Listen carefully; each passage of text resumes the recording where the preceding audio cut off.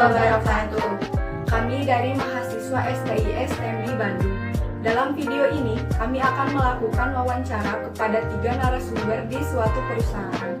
Video ini kami buat untuk memenuhi tugas evaluasi akhir semester dalam mata kuliah Manajemen Sumber Daya Manusia.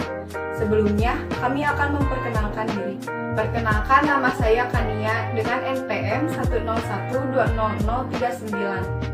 Nama saya Delia Putri, NPM 101200087. Saya Nazila Hailana Karima dengan NPM 101260. Saya Novia Wulan dengan NPM 10120030. Berikut ini adalah video wawancara yang telah kami lakukan. Assalamualaikum warahmatullahi wabarakatuh. Kami mahasiswi dari STIS TEMBI Bandung. Sedang bersama dengan salah satu narasumber kami. Kami di sini akan mewawancarai mengenai manajemen sumber daya manusia di PT Inti Smart Solution. Sebelumnya boleh memperkenalkan diri terlebih dahulu. Nama saya Sam Nugraha, perwakilan dari PT Inti Smart Solution. Ya, saya disini sebagai CEO sini. Ya, bagian dari pimpinan juga di sini, bagian dari BOD juga di sini. Ya. Ini dalam rangka wawancara dia SDM. Baik, mungkin yang bisa kita informasikan bahwa PT Inti Smart Solution itu bidang usaha kita bergerak di 3 pilar ya. Yang satu mengenai development aplikasi atau sistem. Kedua itu mengenai BDS atau Business Development Services. Yang ketiga kita bergerak di bidang markom, marketing communication. Jadi 3 pilar itu yang kita kerjakan oleh tim ISS sebagai di sini gitu ya. Dan kita biasanya dengan mitra dan klien kita itu bukan sebagai vendor tapi sebagai partner. Jadi saya jelaskan sedikit ya. Apa vendor itu partner gitu kan. Kalau vendor mah misalnya saya perusahaan IT bikin aplikasi, ketika kita marketkan produk kita jualkan, permintaan selesai implementasi udah selesai. Kalau kita mah sebagai partner, jadi selesai implementasi itu kita tetap yang kalau kita sudah selesai itu berarti yang pertama itu yang bagian IT udah selesai, udah install udah selesai gitu kan. Kedua di bisnis development services kita mencoba mencari ceruk-ceruk bisnis yang lain yang bisa dikerjakan bersama partner kita itu dengan misalnya operasi, ada usaha lain nggak yang bisa kita kerjasamakan, kita ikut di situ juga. Yang ketiga juga kita di bidang markom kita berkepentingan untuk memberikan informasi terhadap nasabah-nasabah mereka untuk menginformasikan produk yang kita implementasikan di lembaga itu sehingga aplikasi itu diketahui oleh nasabahnya, udah tahu paham gitu kan, udah paham digunakan dan tentunya menjadi kebutuhan sehingga akan terjadi perputaran atau siklus keuangan yang lebih cepat bagi bisnis di tempatnya gitu. Jadi tidak selesai bisnis sehingga kita bahkan sifatnya long term gitu. Mungkin contohnya membuat perangkat lunak gitu. Ya, yang bikin perangkat lunak itu pilar yang pertama, tim development masalah sistem atau aplikasi itu kita kerjakan. Nah, setelah itu yang kedua ya BDS, mencari ceruk baru atau celah baru yang bisa dikerjasamakan untuk bisnis bersama dengan mereka. Yang ketiga kita markom, kita memberikan aplikasi juga sehingga nasabahnya pada tahu dan pakai gitu. Sebelumnya boleh tahu struktur organisasi di PT Inti Smart Solution ini? Oh baik, jadi secara struktur organisasi kita ada dewan pengawas atau dewan komisaris sebagai bagian dari pemilik saham dan juga dewan direksi. Dewan harus saya sebutin orang-orangnya atau gak usah? Gak usah boleh. Jadi secara seperti itu kita ada 2 komisaris, ada komisaris utama, ada anggota komisaris, terus ada di BOD di situ, board of director gitu kan. Direktur utamanya Paudi, saya bagian juga dari direktur di situ. Satu lagi Pak Henry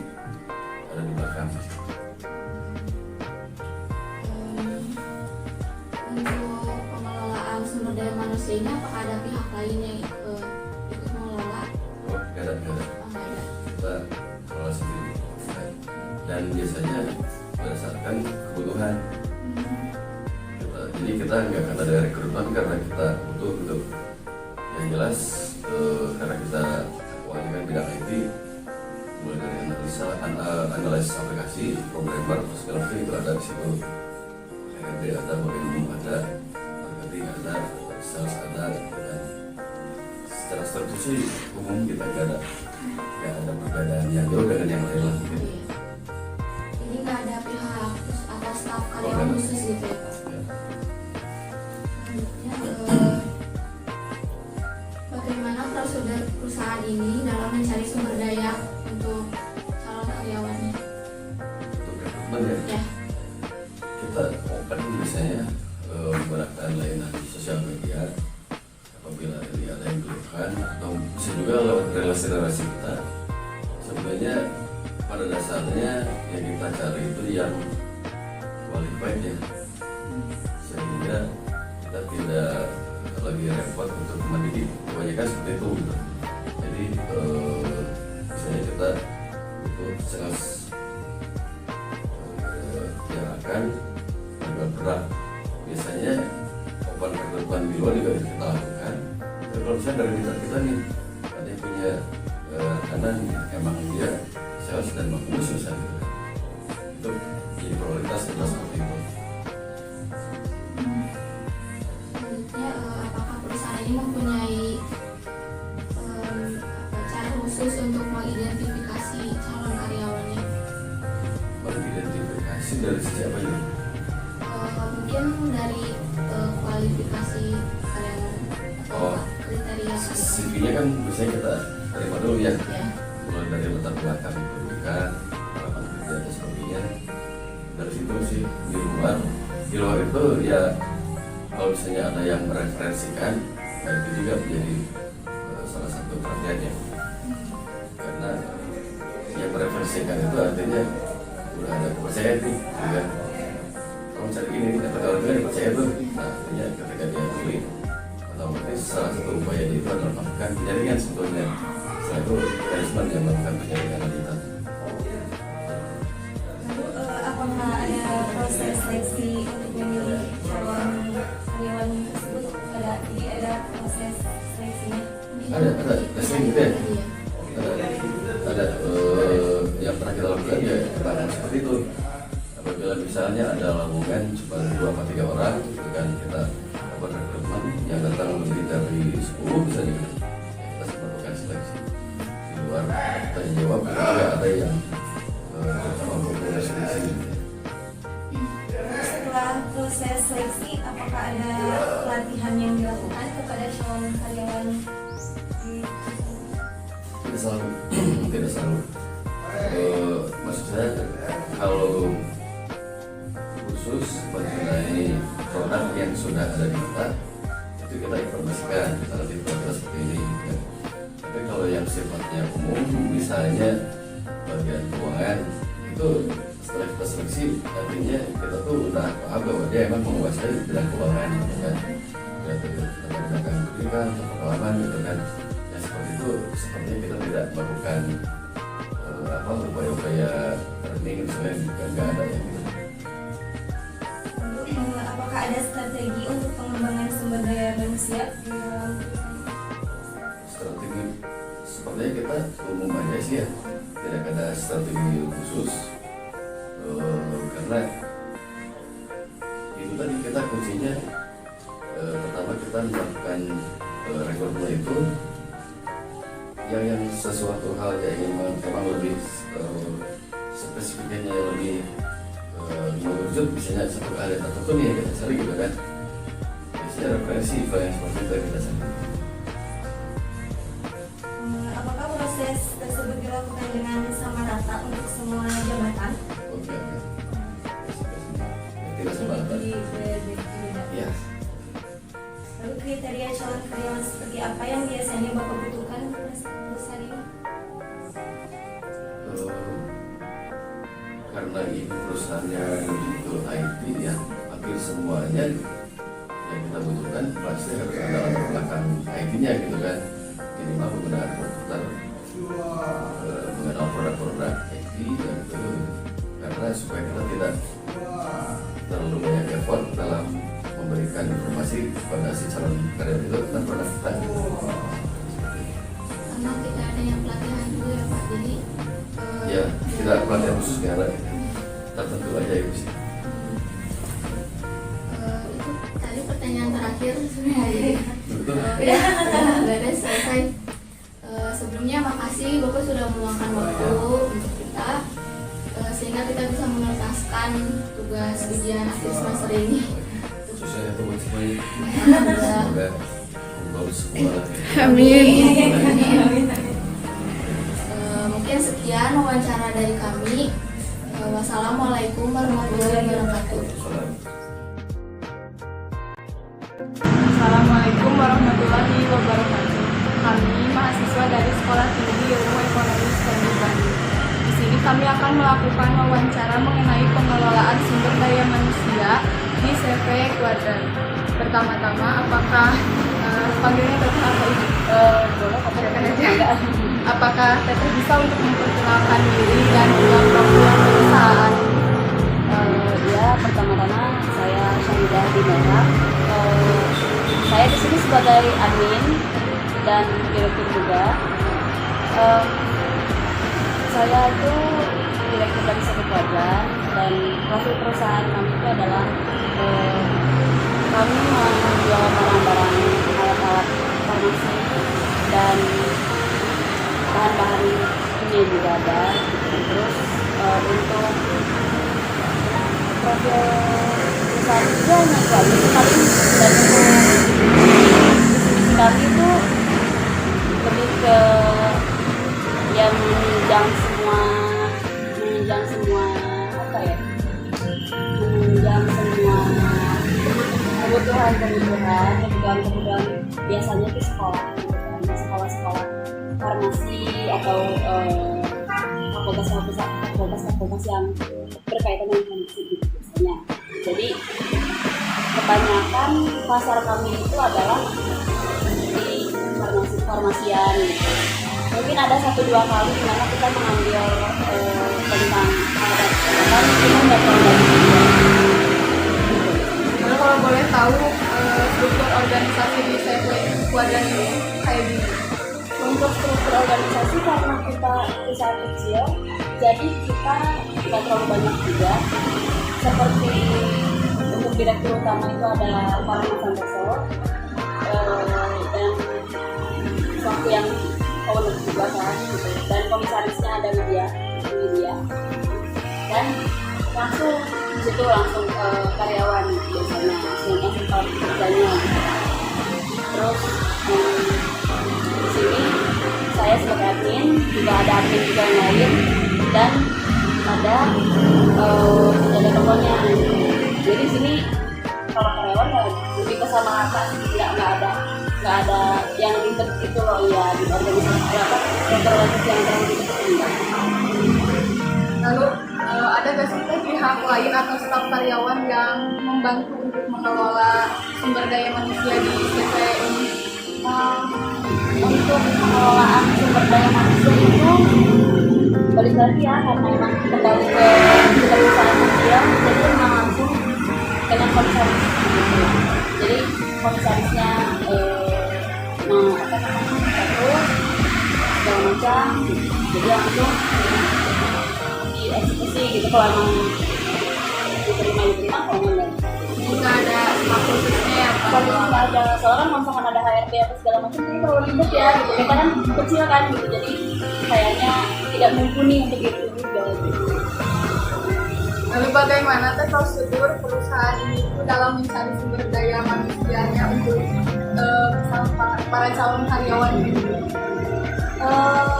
Sebenarnya banyak sih caranya, maksudnya, tapi kami itu lebih ke dari mulut biasanya. Jadi ini ada lowongan, pernah juga kita buka di LinkedIn ada, terus ini juga buka di koran kayak kita di lowongan apa, ada lowongan kerja dan juga ada.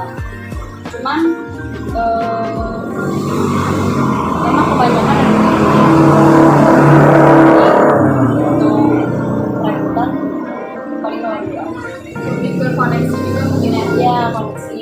karena kan kadang-kadang ya rada gambling ya, kalau misalkan perusahaan kecil terus mau minta keluar emang sedikit gambling juga, jadi karena bisa sebenarnya. Setelah proses seleksi, apakah ada pelatihan yang dilakukan kepada calon karyawan? Ada, pasti ada. Kalau misalkan itu kayak untuk menjaga toko nih, misalnya niaganya, biasanya kita itu harus tahu barang-barang di sini. Lihat kan ada barang-barangnya banyak gitu kan. Ini ada sekitar 600 unit dan memang itu harus dikonsumsi. Nah, harganya pun sama, spek-speknya apa aja gitu. Biasanya kebanyakan orang-orang nanya, ada tiket ini nggak, ada tiket itu nggak, ada ini nggak, ada itu nggak gitu. Mereka kadang-kadang mereka juga kayak itu apa ya gitu kan, namanya sekolah ya, gitu datang tiba-tiba kayak gitu, terus kayak oh ya, jadi kita mengetahui kebutuhan mereka apa gitu. Jadi sebisa mungkin orang yang sumber dayanya bermasuk ya harus semua. Dan kalau misalkan untuk admin biasanya biasa ya pembukuan terus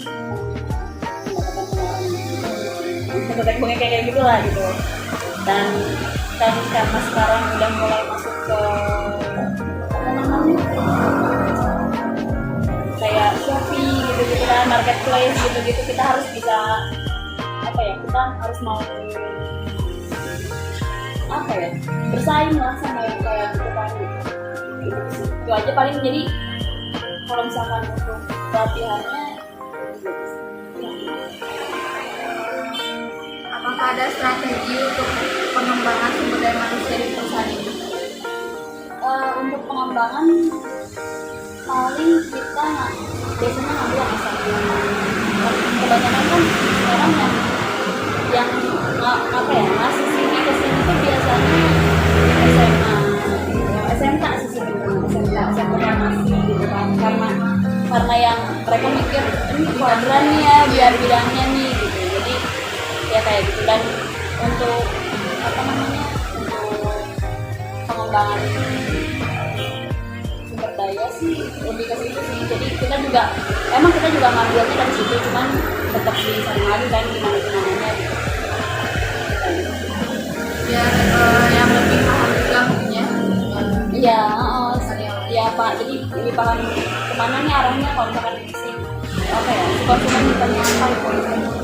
Bisa kayak gitu. Itu aku pengembangan jadi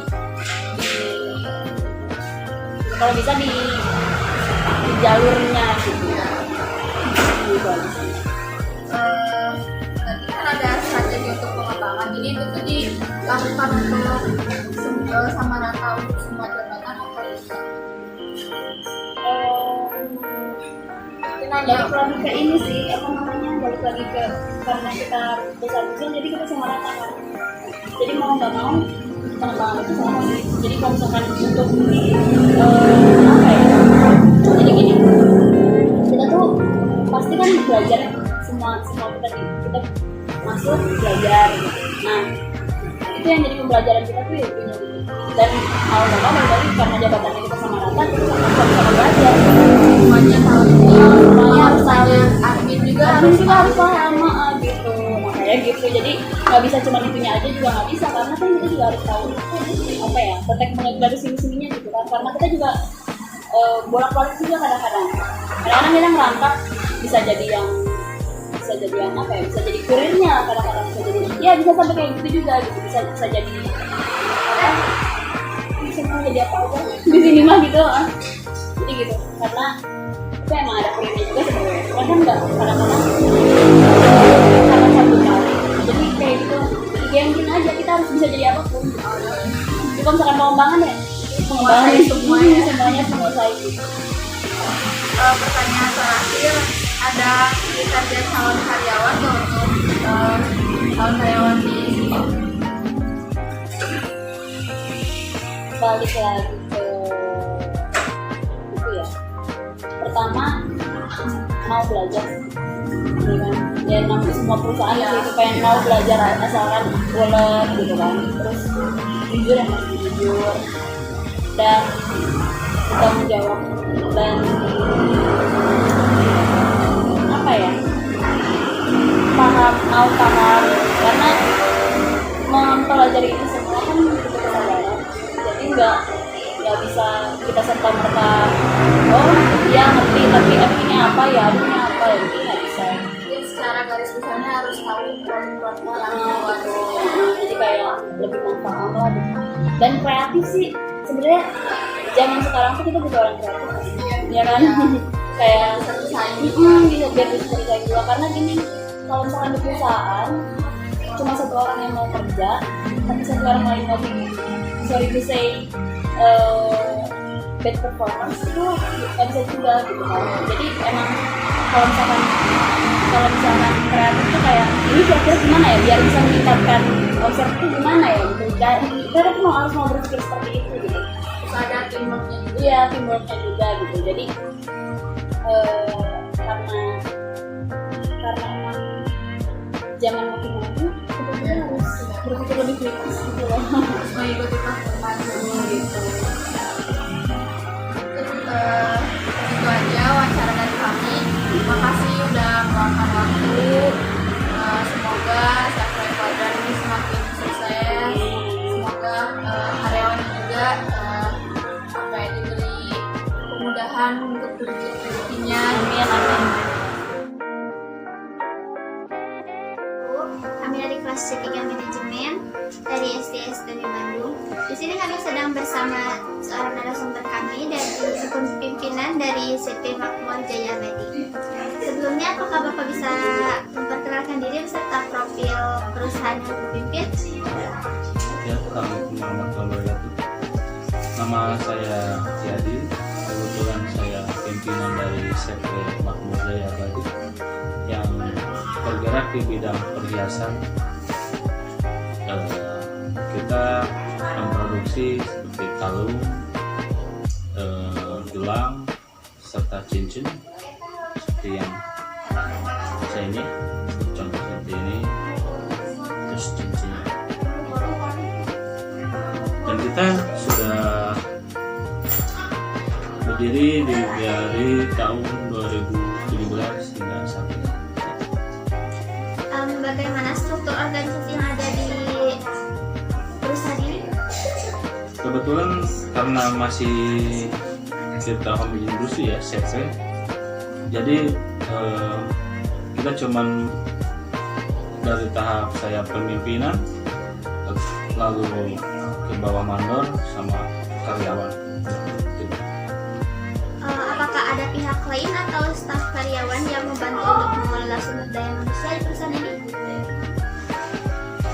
Ya paling seperti yang saya tadi sampaikan, cuman saya sama mandor aja yang berpimpinan di perusahaan ini. Bagaimana prosedur perusahaan ini dalam mencari sumber daya untuk calon karyawan? Karena kita masih industri, jadi kita merekrut yang Prosedur perusahaan ini dalam mencari sumber daya untuk calon karyawan? ya. Jadi saya biasanya untuk hal itu melalui karyawan antar karyawan. Jadi ketika saya membutuhkan tenaga kerja baru, saya tinggal bilang ke karyawan untuk merekrut teman-temannya.